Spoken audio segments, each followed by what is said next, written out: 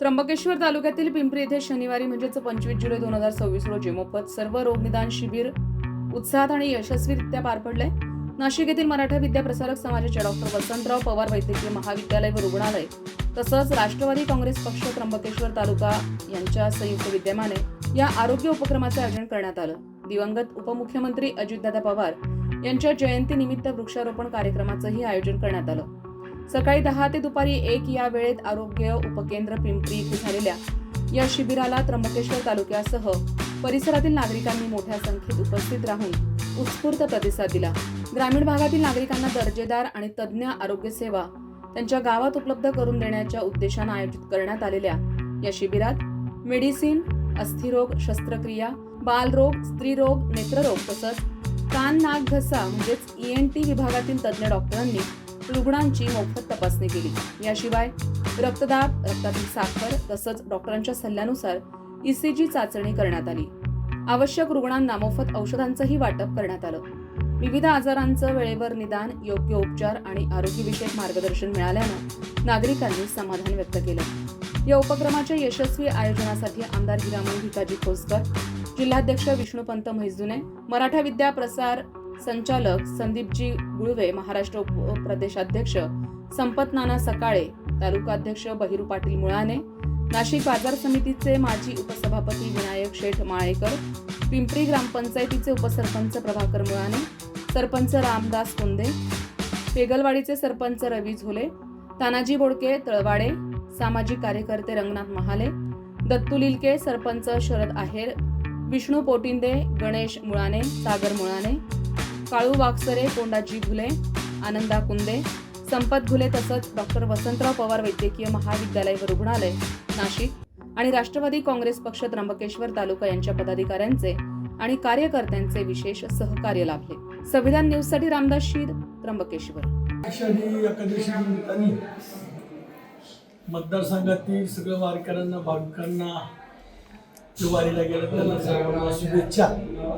आणि आपल्या महाराष्ट्राचे राष्ट्रीय नेते, जनसेवक, माजी उपमुख्यमंत्री अजितदादा यांच्या जयंतीनिमित्ताने महाराष्ट्रभर या ठिकाणी ज्या ज्या मतदारसंघात राष्ट्रवादीचे आमदार त्या ठिकाणी नसतील सुद्धा तरी कार्यकर्त्यांनी जनसेवकाचा कार्यक्रम अतिशय जन्मदिना मोठ्या संख्येने साजरा करतात.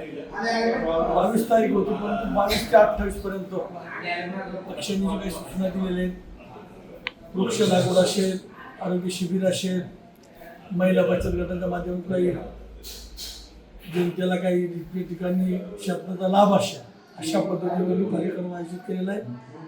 आज सुद्धा पिंपरी येथे शिबिराचा कार्यक्रम MEPच्या माध्यमातून आयोजित केला आणि त्या MEPच्या कार्यक्रमाच्या माध्यमातून नितीन भाऊ ठाकरे असतील, संदीप भाऊ असतील, त्यांनी सुद्धा ताबडतोब आमचे राष्ट्रवादीचे जिल्हा अध्यक्ष त्यांनी विनंती केली आणि पत्र दिलं. लगेच त्यांनी मान्यता दिली आणि तो आरोग्य शिबिर या ठिकाणी आज आयोजित केला.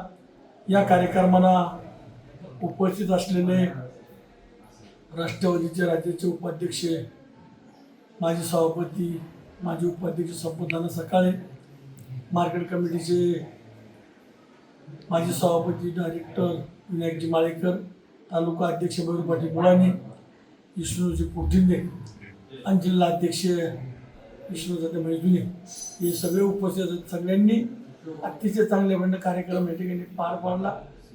शिबिराचा लाभ घेण्यासाठी अतिशय तालुक्यातून आलेले सगळे पेशंट, पुरुष असेल, महिला असेल, महिला मोठ्या संख्येने उपस्थित राहिल्या आणि सर्व आजूबाजू सरपंच सुद्धा उपस्थित राहिले की ह्या माध्यमातून सुद्धा आदिवासी भागातला माणूस लवकर हॉस्पिटलला जात नाही, लवकर उपचार करत नाही. कुठेतरी कामाच्या मग्न असताना, कामामध्ये असल्यामुळे लवकर दवाखान्यात जात नाही, त्याचं रोगाचं निदान होत नाही. म्हणून त्या माध्यमातून आज या ठिकाणी तालुक्याच्या माध्यमातून तो शिबिर आयोजित केला.